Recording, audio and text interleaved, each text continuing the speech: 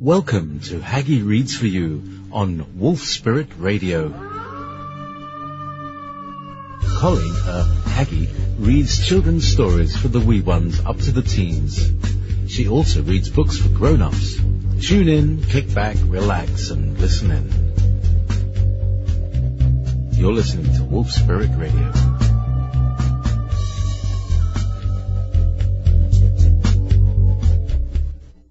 Hi, everybody.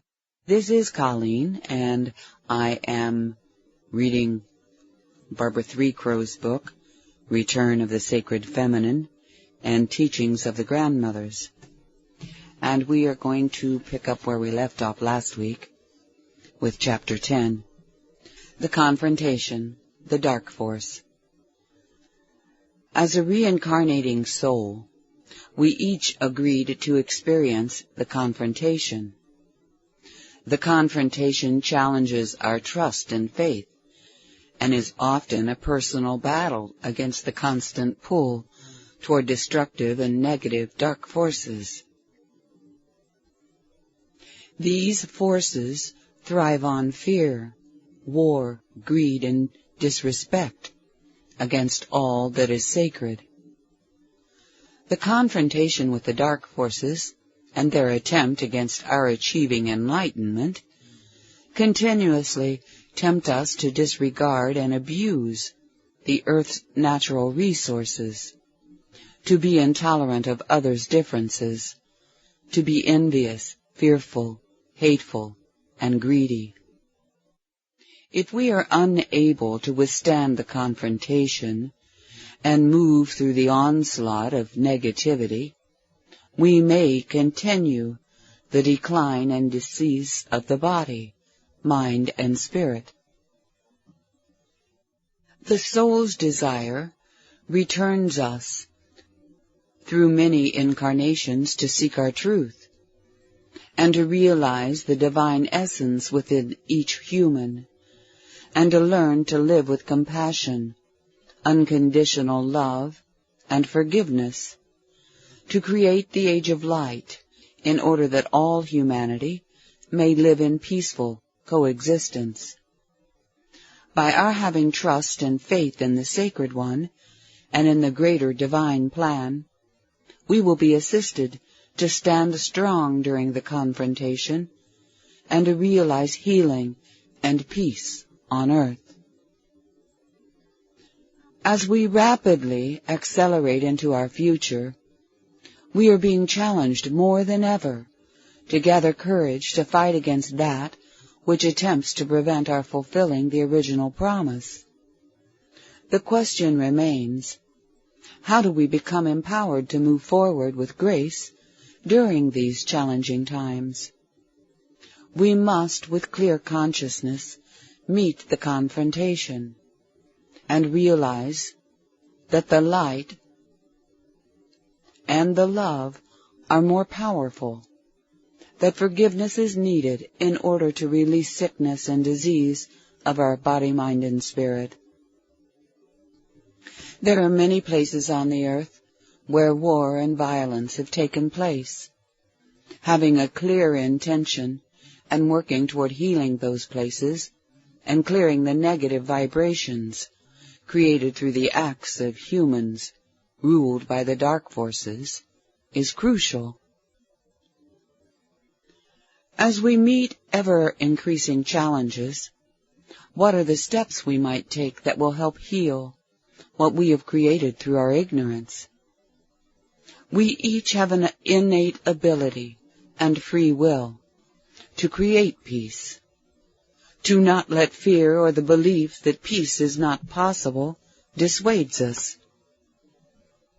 We can achieve a peaceful world by empowering ourselves against all that the dark forces represent, and instead create our lives as peacekeepers and embrace the ecstatic experience that aligns us with the desire of our soul. To create our world as harmonious is to choose to live life as a spiritually conscious human. Peace is constant, always present, energetic, and universal. Therefore, it is up to us, each of us, to announce our intentions to the universe by aligning ourselves with the Creator's divine and powerful light of love and peace. Confronting the dark forces, we are called to reconnect with the Grandmother's ways and to deepen our relationship with Spirit, to pray daily, create ceremony, and honor the Mother Earth and each spirit imbibed within all that makes up our world.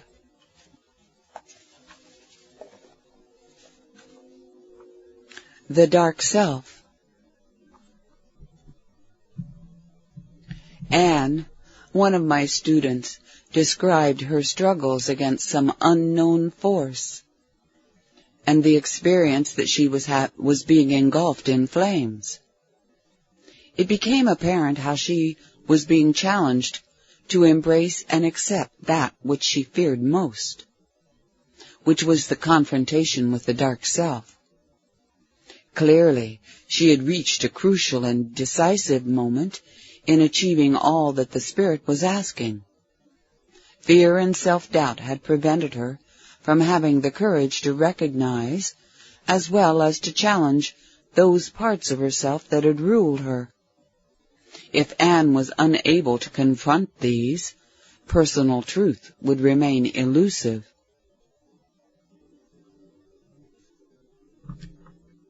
The challenges of the dark self may seem at times as though we are being engulfed in flames, but going through the fire is a metaphor that describes a crucial period in our lives where we are being pushed to heal our destructive patterns and negative core beliefs.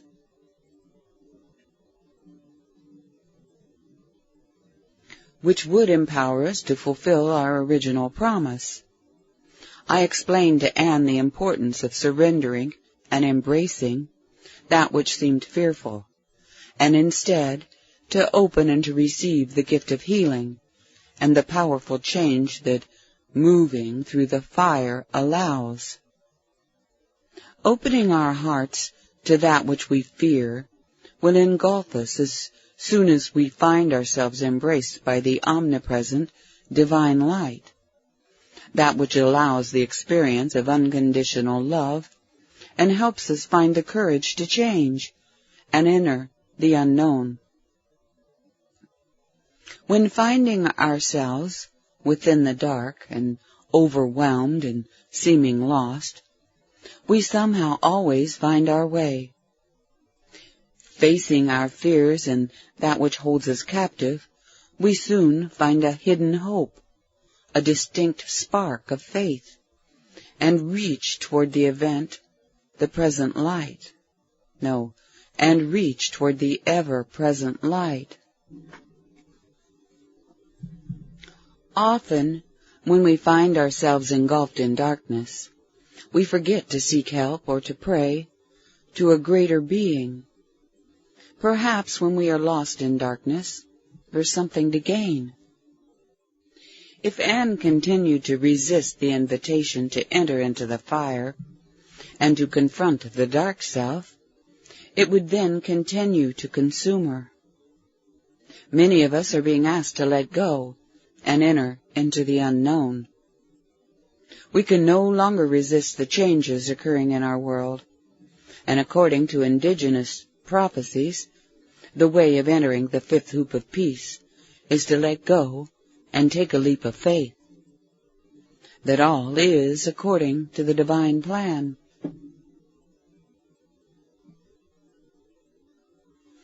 Acceptance, or letting go and having faith and trust, is the key.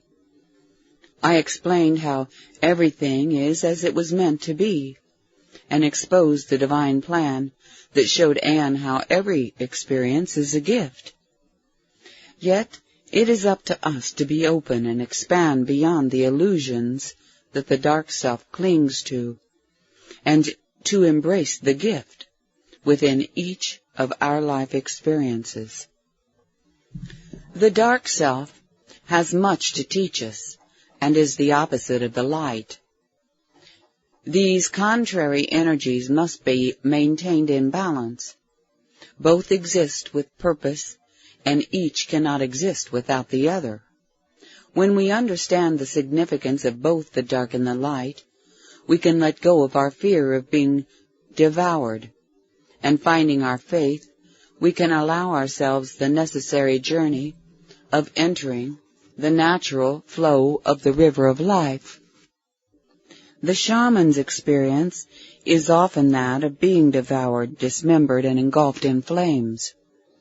This is the ultimate journey one embarks upon, where self-empowerment and the use of medicine tools to access the unknown and all that challenges one's well-being is crucial.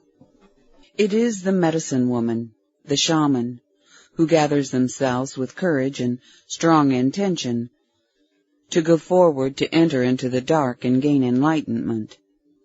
By our accepting the power of the light and the soul's intention that we heal that which keeps us aligned with the dark forces, we will more easily meet the coming challenges. My own shamanic confrontation with the dark forces took place years ago when I determined to discover reasons that would explain the overwhelming sense of fear and despair which had plagued me most of my life. To seek the answer, I proceeded to enter into a meditative state and journey inward. I soon found myself staring at what looked to be the roots of a tree. The roots were old and gnarled, misshapen, as though some unknown force had caused great agony to occur. As I drew nearer, I observed an opening, an entranceway, hidden and dark. As I looked closely into the interior, I saw a creature staring back. Its face was twisted and leering. Frightened, I stepped back. Yet immediately I felt a sense of power, and determined to destroy this creature, I called upon the badger. This fierce predator I knew to be my protector. It was at that moment that I clearly heard a voice speak to me, saying that I needed to love this wounded creature, not kill it. As an act of self-empowerment, I had taken the shaman's journey to confront the dark entity, and discovered that loving this wounded aspect of myself had immediately healed and released its control over me.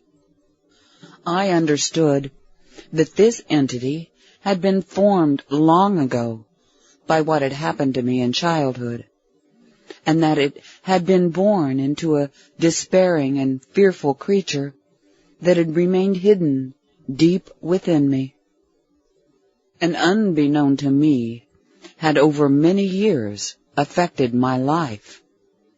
These dark forces, which exist and survive by feeding upon negativity and the harmful acts of humans, can only be dispelled through acts of love and forgiveness, not only for those who harm us, but for ourselves as well. Chapter 11. Acceptance and the Healing Portal. 10 years after I was given the vision and performed the ritual that healed the cancer, I received a book that described ancient indigenous religious ceremonies. Upon opening the book, I saw the words, Sacred Stone Healing Ritual of the Crow. According to the Crow Nation, this ceremony originated with a spirit known as Rock Man and his wife, Tobacco Plant Woman, who were the first people on Earth. The medicine ceremony... Hold on, I'm moving my keyboard out of the way so that I can rest the book on the desk so that my hands don't get all tired of trying to hold this book upward. Okay.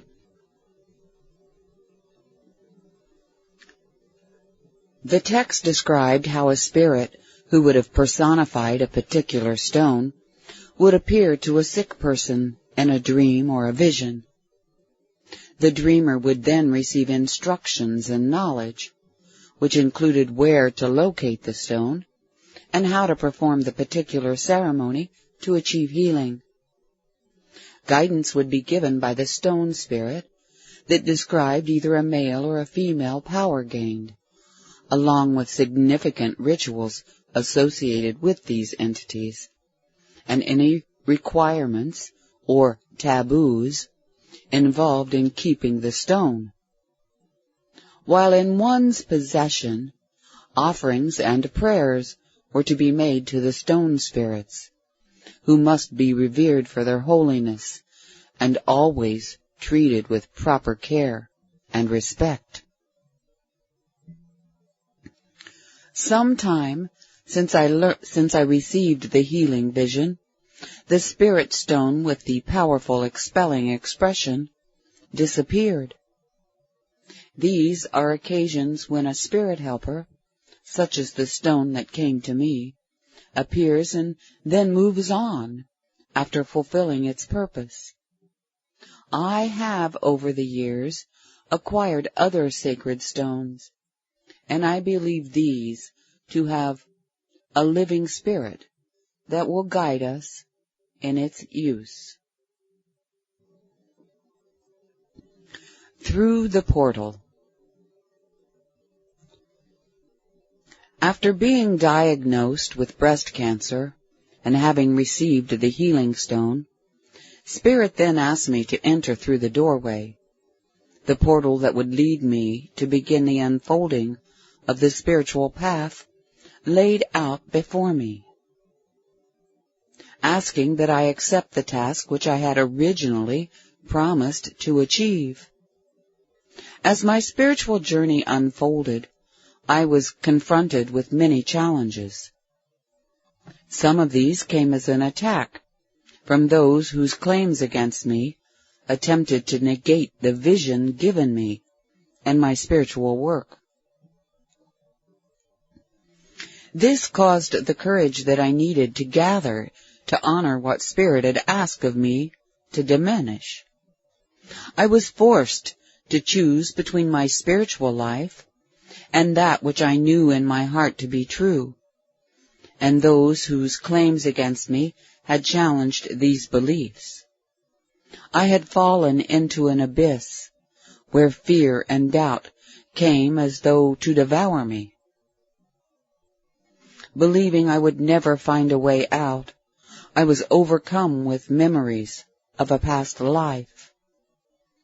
At that time, I was persecuted by those who had attempted to destroy that which I knew within my very soul to be true. This powerful shamanic journey and shattering had propelled me into a dark void, where I then met the confrontation.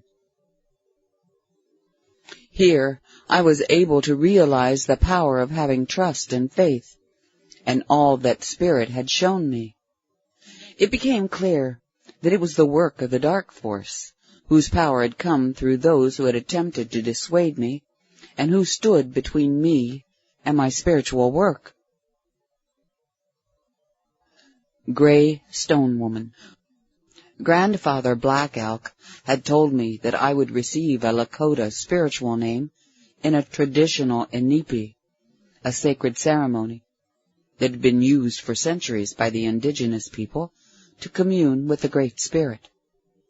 On that day, a small group of people entered the Inipi to pray, and soon the firekeeper brought in 7 stones from the fire and placed them on the ground in the center of the lodge.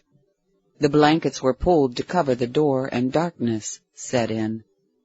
In the silence, the medicine man spoke, saying that there would be 4 spirits who had once lived on the earth who would enter the lodge, and I was to choose one of them, who would be a helper to me. The sacred stones gave off a red glow, and a drum beat carried our voices that sang a spirit-calling song. The medicine man poured a small dipper of water and soon we were engulfed with the warmth from the stones. He told us the spirits had arrived. He spoke their names one by one into the darkness. I felt humbled and prayed quietly, asking that the spirit accept me. The medicine man went on to describe the healing gifts that they each carried. I listened carefully as he spoke their names: Yellow Flower, Eagle Flies Round, White Feather, and finally, Gray Stone Woman. Oh gosh, I'm getting the chills again. Since childhood, I have had an affinity for stones. Over time, I became a keeper of sacred stones which I use in ceremony. Upon hearing the name Gray Stone Woman, I knew that this was the spirit that I would choose. The Lakota language translates Gray Stone Woman as Tunka Hota Wiyen. Chapter 12. Women as Shamans. Hidden Truth. There have always been ways of women. No, I'm going to start that one again. There has always been the way of women, a sacred and powerful way. Women held a unique knowledge of medicines, aligned with the Mother Earth and the sacred feminine through ritual and ceremony. In the past, as it remains today, there are women's medicine societies. Women were caretakers of sacred bundles and held the knowledge, power, and mysteries contained within each bundle, which remained unknown to outsiders.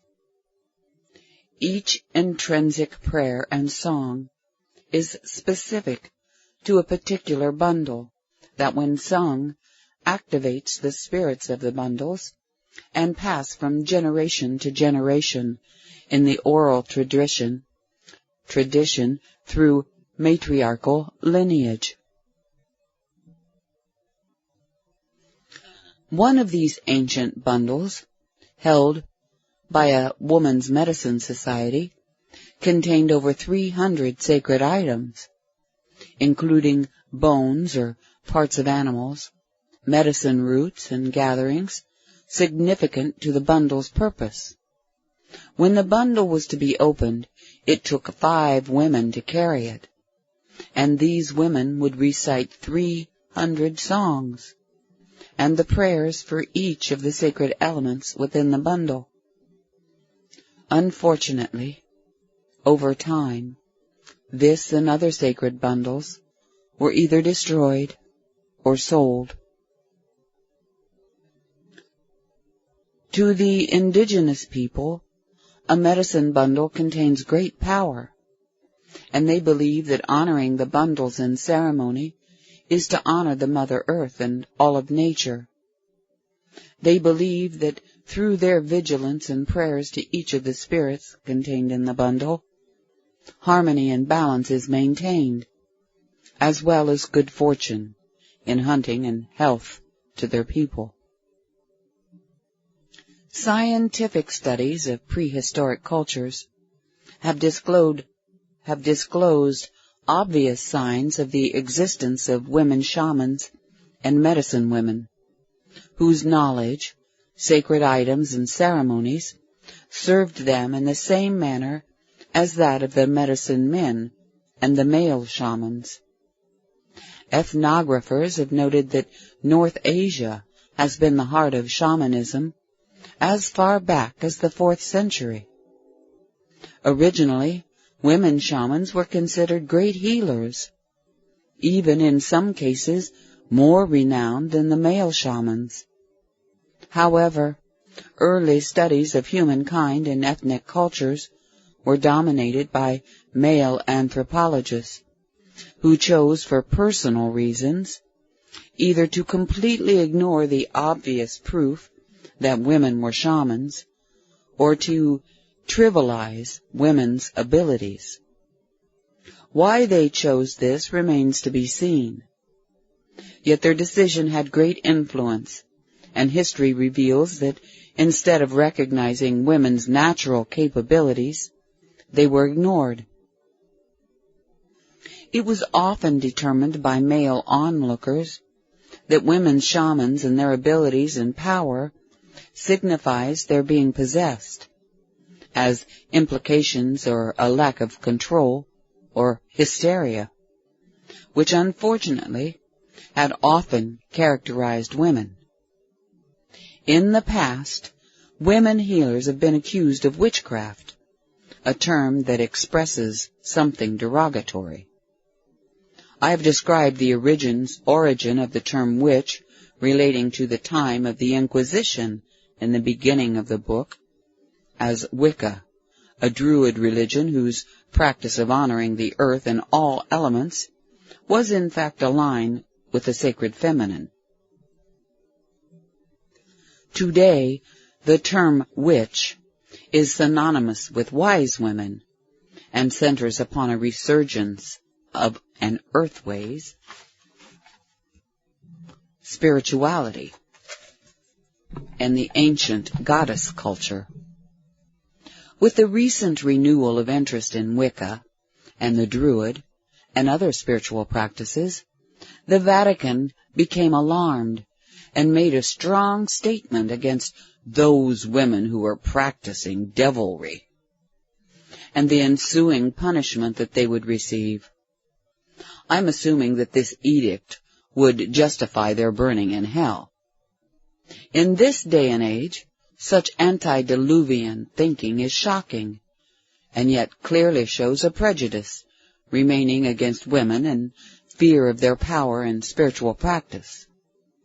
What is obvious is the continuing pressure and blatant disregard of those who today seek a spiritual practice such as those of indigenous cultures.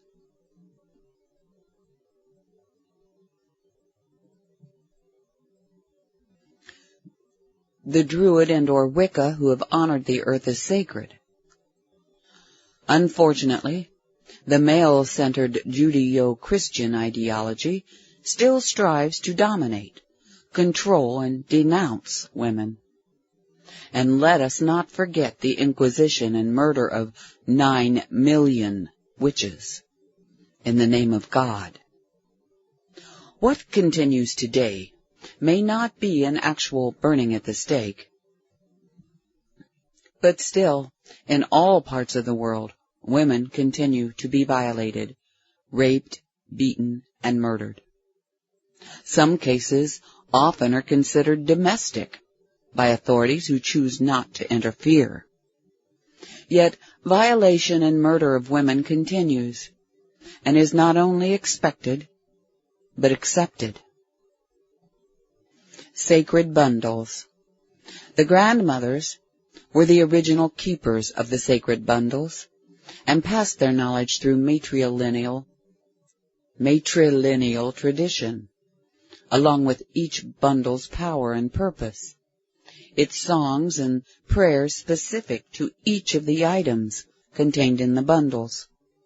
We might imagine a time long ago when the silver ark of the grandmother moon would first appear, how the women would have gathered in a hidden place for the purpose of opening the bundles.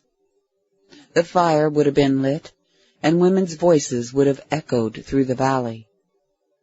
Together they might have danced throughout the night, as the stars themselves danced across the night skies, until dawn finally came. The bundle would have been old and scented with fire, smoke, and sage. They would have been woven by hand, some tattered and fraying, others made from the skins of otters, deer, and beaver. But they too would have been worn and frail from women's hands tying and untying, opening and closing them. When first brought into the circle, the bundles would have been lifted up for all to see them, gently and ever so gently they would have been placed on a beige bed of sage. Then the ceremony would begin with drumming and chanting, and the prayers of the women would implore the spirits of the bundle to awaken. Women are gatherers. They harvest shells that wash ashore against their bare feet from the waters of the Sacred Mother. They gather roots and vines of berries and sacred plant medicines, and in the long ago they carried burden baskets filled with earth's bounty, even a stick or two for fire to warm them. Women are drawn to sacred stones, those washed smooth by wandering streams. Some she might gather from deep in the forest, where the spirits dwell. She holds the stone against her heart. The spirit of the stone whispers the ancient knowledge of the grandmothers, that upon hearing she recalls that which she has forgotten. In the quiet of her home, she places her sacred tools upon her altar. A candle reflects all that she has gathered. Feathers that have flown free from the bird's wings found on the pathway home. A deer's bone, mosses, a mushroom, a branch of a cherry tree. These are the sacred gatherings of women whose bundles today are silken, bright, and new. Women are gathering their medicines once again to honor the grandmothers and the sacred feminine, and answering the call to enter the sacred circle. Do you have similar treasures that you have gathered over the years? Have you placed these on your altar, wrapped with sage, or hid them away in a box? These findings are sacred tools, each imbibing a living spirit, meant to be prayed with and used in ceremony. If they are ignored or forgotten, their spirit will weaken. Opening a sacred bundle is a beautiful and meaningful ceremony where women can join together to pray and to honor each of the elements gathered. Forming a circle, first light sage and pass the sage bowl so each woman can wash with the smoke and align herself with the energy of the circle's intention. You might begin with a prayer of gratitude for all that the bundle contains, and allow the sage smoke to wash over the bundle as you open it. Place the contents on a special blanket or cloth, used for this purpose only. You might first speak to each of the sacred stones, or sacred items, how they came to you, their significance, and your gratitude. As the drumming begins, send prayers to awaken the spirits, asking them to help bring harmony and peace to the people of the earth. When the Europeans arrived in the New World, many sacred items, including the medicine bundles of women, were destroyed or confiscated. The medicine societies of men and women were forbidden and disbanded, which had a devastating effect upon the harmony and balance that the sacred ceremonies had for centuries created. No wonder there is a great sorrow upon our Sacred Mother, and in the hearts and the spirits of women. Chapter 13. Limited Perceptions. Earthbound humans can be described as those who form limited perception, and whose behavior, due to these perceptions, has had a profound influence through generations. The term earthbound denotes the inability to be accepting of or to be open to explore other possibilities, as intolerant of others' beliefs, or what might be termed esoteric. Earthbound is all that the ego dictates, and that opposes one's spiritual advancement. An earthbound person would find it beyond their capability to forgive or have compassion or tolerance for the differences in others. Earthbound is self-righteousness, where one is ruled by jealousy, vanity, hatred, greed, complacency, and fear, believing themselves superior to all others, even to nature. For instance, an egotistical person who has an exaggerated sense of self might suffer from impatience, being easily annoyed by others. This creates mud, muck, and mire, which blocks one's ability to attain spiritual guidance and limits their having any interest or desire for exploring the myriad possibilities that surround us. Impatience. Impatience, as explained in the dictionary, fitful, chafing, unable to endure irritation or opposition, not able or willing, intensively desirous, grasping, rapacious, greedy, and avid, which when experienced would limit one's perceptions and block all possibilities of achieving alignment and prevent receiving spiritual guidance. Impatience is only one of many negative emotions we might experience, which are powerful energies, and which create scattered vibrations that emanate outward from us as the source. One might wish to instead align themselves within the flow of a higher vibration, such as divine being or an angelic being, which would allow us to harmonize spiritual communication. If under any circumstance we are unable to activate and maintain a harmonized flow within ourselves, this will affect the balance of the web. If our purpose is to achieve harmony and peace, yet we remain distracted by negative thoughts, we dramatically affect the pure intention of the whole. We might strive to understand the repercussions that negativity has as a powerful impact upon one's spiritual advancement, as well as its effect upon the sacred web, and instead strive to remain centered through having patience, compassion, and forgiveness. Chapter 14. The Atmosphere of Earth's Sacred Places. There are significant places on the Earth where the telluric earth currents are at their highest, and were known by ancient civilizations to be sacred ground. Telluric currents are induced by changes in the Earth's magnetic field, and occur naturally as a low-frequency current or flow of electric charge. We can imagine, then, that the Earth herself has a voice, a prevailing tune or tone, which emanates from each specific site outward and on into the celestial realm. Sacred places were recognized by indigenous cultures for their divine atmosphere. They were so venerated by them as essential and even crucial to sustaining harmony and balance within the Earth's atmosphere. For centuries, they had established ritual and ceremony at each distinguished site. Today, many sacred sites are hidden beneath highways, some covered completely by urban development, some forever forgotten.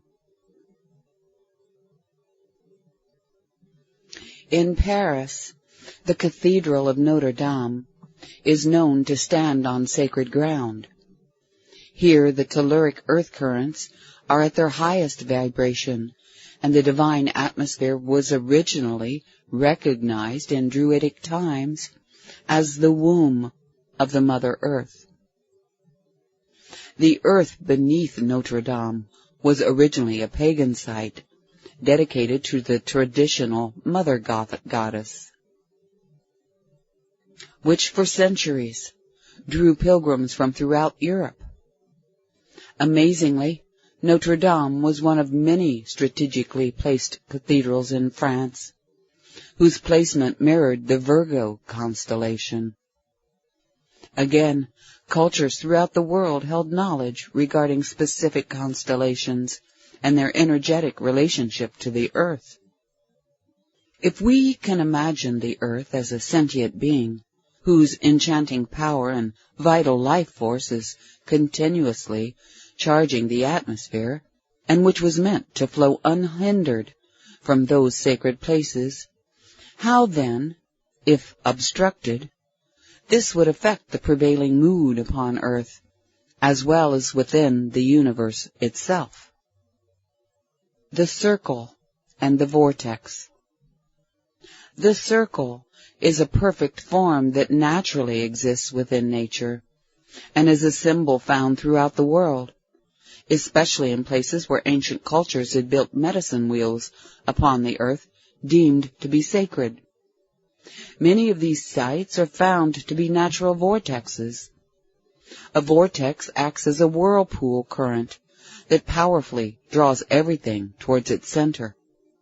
The purpose of the medicine wheel, as its structure designates, is to align with the energy of the vortex, creating harmony and balance. The medicine wheel consists of a central hub with radiating spokes, and its complete form is that of a circle or a hoop. When placed upon an existing vortex, the wheel is in its perfect form, not only functions as a power point and propellant of energy specific to one's intention, but harnesses the energy of the vortex for the purpose of cooperative action. In the case of the ancients, they might have stood in the center of the medicine wheel in reverent prayer, beseeching those sacred beings above and calling down that which would have been beneficial for their people. According to indigenous beliefs, the symbol of the circle represents a hoop, sacred and harmonious, the sacred hoop also signifying the medicine wheel and that which each of us embarks upon throughout our lifetime. The sacred hoop is said to be without a beginning or an end, where we return again and again to come full circle through many lifetimes. The medicine wheel, the sacred hoop, has 4 stages or 4 directions. The first stage, birth or rebirth, represents new life, new beginnings, as we begin our journey upon the wheel of life. It is prophesied that from 2012 to 2015 is the time of rebirth of humanity. Each stage or direction upon our path brings with it many lessons, allowing us the opportunity to make choices. Hopefully, the choices we make will be for the greater good of the whole being the sacred hoop which all of life exists upon. During the period when the Europeans finally conquered the indigenous people of the New World, the famous medicine man Nicholas Black Elk, who at that time, 1890, was himself a young man, said that the sacred hoop had been broken, that the sacred ways, the way of walking upon their mother, and the ceremonies of an ancient people that for thousands of years sustained the sacred hoop in balance and harmony, had ended. Read John Neihart's Black Elk Speaks. Black Elk, along with his people, dreamed of the day when the sacred hoop would become whole again. Further information pertaining to the stages of the medicine wheel can be found in my first book, Mending the Hoop. Positive or negative thoughts, the spoken word, and any action, as well as emotion, when projected outward from ourselves as the source, progress as a powerful energy that affect everything in its path. Circular motion becomes one with itself, powerful and ongoing, no beginning, no end, and is a continuing force that increases in velocity. When we join together in a circle, we become of one heart, one mind. The universe of like mind responds to this vibrational intent, creating a powerful, united force. All matter responds in kind to the focus and intention put forth from like minds, which then alerts and aligns itself with that which is formed according to the desire of the unit, the single, undivided whole. The positive vibration that the circle forms acts as a vortex, alerting and alluring sacred beings, teachers of the light and healing energies that respond to the intentions put forth from each individual's needs, visions, and desire. In order that we may shift away from negativity or those dark forces, and in order to successfully raise the vibration to mend the hoop, participants in the sacred circle must strive to become one heart, one mind, and align and attune themselves with the highest divine light. One's intention automatically draws forth, lures and manifests that which we desire and focus upon. If everyone in the circle is united in harmony, the vortex created acts as a draw or a magnet for like energies to enter into the circle and to react with each participant. Let us continue with understanding and patience. When one or more members of the circle who, due to personal agenda, experience impatience, the progress of the circle, the sacred hoop, will be negatively affected. Personal agenda relates specifically to judgments, impatience, control, doubt, and fear. We must always ask ourselves, have I brought my own agenda into the circle? Can I separate from my desire for control from anger, jealousy, impatience, and fear? Am I able to be in harmony, void of personal desire, and align myself with that which is for the greatest good of all?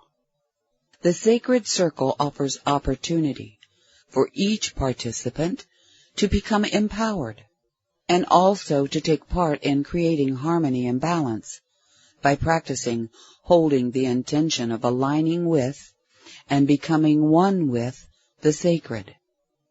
If we can achieve this in the sacred circle, our determination to live our lives as spiritually conscious humans and our aligning with a higher vibration of divine guidance will be successful in all aspects of our lives. Healing the sacred hoop requires our focused intention, where on a daily basis we choose to participate in the circle of life as an enlightened person who walks upon the sacred hoop in this lifetime as a medicine woman, one who achieves a state of oneness, grace, humbleness, speaks truth, and is open to expanding beyond limited beliefs. Chapter 15. Spiritual Consciousness. The art and practice of spiritual consciousness is achieved by eliminating patterns that keep us out of balance and which create disharmony, some of which are jealousy, greed, impatience, and self-loathing, fear and hatred. Spiritual consciousness raises our vibration and is a tool that brings us into alignment with the intuitive higher self. This is gained through living each day as a prayer, taking time to meditate, taking part in sacred ceremony and ritual, and consciously communing with the spirit that exists within everything around us, and by holding oneself in a state of calm, of tolerance, and above all, patience. A spiritually conscious person is capable of unconditional love, where attempting to live according to the grandmother's teachings and to create our world as harmonious and peaceful, we may be challenged with the negative attitude of others, as well as our own hidden fears. Under these conditions, one must strive to maintain balance and harmony, no matter the circumstances. Achieving spiritual consciousness supports our continuing journey to fulfilling the prophecy and empowers us against all forces working to prevent our success. Whenever Grandfather Black Elk visited us, many people would come to hear him speak, and on occasion he would repeat a story that I have heard many times. Therefore, I felt that I had heard all that was necessary, and found myself becoming impatient and unwilling to sit and listen. Yet, out of respect for my teacher, I would force myself to sit quietly. As is usual with the experience of impatience, we often miss opportunities which, when realized, can be a powerful teaching. Upon this particular occasion, when impatience as well as an attitude of arrogance overwhelmed me, an amazing thing happened. I actually heard entirely different information, and gained new insight from grandfather's familiar story, which was crucial to my own spiritual path at that particular time. Observing this experience more closely, I realized that when the time is right and we are ready, what we need will be given us, and until that moment we may think that we know it all. But in fact, there's always more to learn. In indigenous cultures, storytelling was of great importance to the community. There were hidden messages regarding spiritual and moral beliefs, and this was specifically used as a way of teaching valuable lessons to children. In the darkest part of the winter, when the people would gather to listen to the storytellers, the younger children might have fallen asleep, yet the stories would continue into the night. As the children grew into adulthood, they might have continued to hear the same stories that had been handed down through generations, and I imagine how, over time, they would have, according to their ability to understand, have gained essential teachings. Challenges are meant to be opportunities to grow, and to learn from and appear in our lives when we least expect them. Challenges offer the opportunity to practice becoming adept at skillfully avoiding the effects of others' negative behavior, or our having to confront these challenges that would ordinarily impair us. If you have an agenda or expectation regarding others, this could lead to your being challenged and constantly triggered. You might find yourself unable to maintain your center and sustain your power. Instead, you become distracted and react to others' behavior. Having an agenda, attitude, or expectation concerning others, one may often be disappointed. Realize that judgments, expectations, and what you may perceive as weakness in others may in fact mirror some part of yourself. Each of us will at some times fail to live up to others' expectations. This is human nature. And when we become disappointed in others' behavior, we experience feeling hurt or angry, or unfounded fear may overtake us, bringing on a defeatist attitude. In this instance, a sense of self-importance may take over. We can easily find something or someone to be disappointed in. There will always be opportunities for us to practice being patient, to not give away our power, and our ability to sustain ourselves as the still point. Personal prophecy.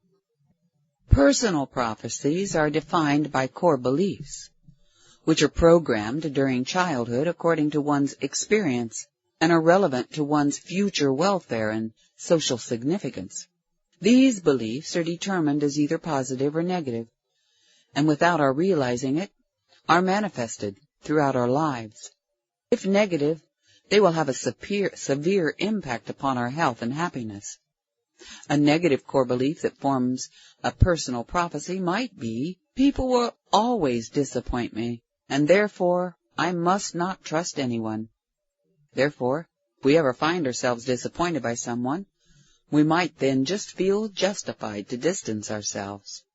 Unable to break the pattern that sets us up to fail in relationships, we continue to fulfill the prophecy.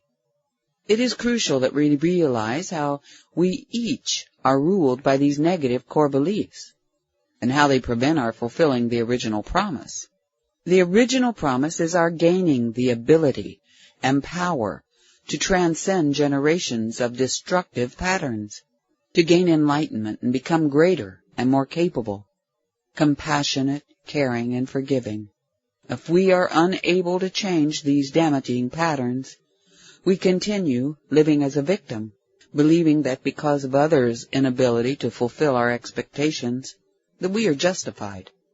We might live out our lives never fulfilling that which we had originally promised as a co-creator, which all of humans are, is to recreate harmony and peace in our lifetimes. Other people are erring, and we can point our fingers and say, look at that, look at that, look at that. And yet, as we're pointing them out of other people, we often fail to see it in ourselves. Now, there is that school of thought that everyone we come in contact with is a mirror of ourselves, and things that we see in other people that we don't like are often things that we fail to see in ourselves. So anyway, I've said that, so I'm just going to keep on reading. If we have expectations of others that are impossible to fulfill, if we believe others should follow our guidelines and act according to what we believe is right, we will most likely suffer great disappointment. In reality, we all have the capacity to disappoint each other, even to make mistakes. Negative core beliefs are deeply ingrained. They rule our lives and hold us captive as judge and juror of others.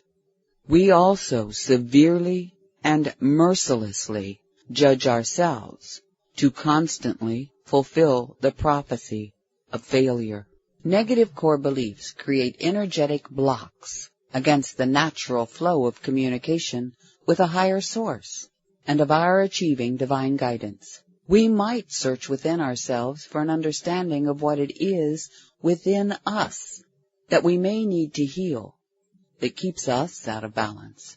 If one is unable to find a balance, they will remain blocked and ruled by negative core beliefs, unable to deepen their relationship with spirit or achieve inner peace.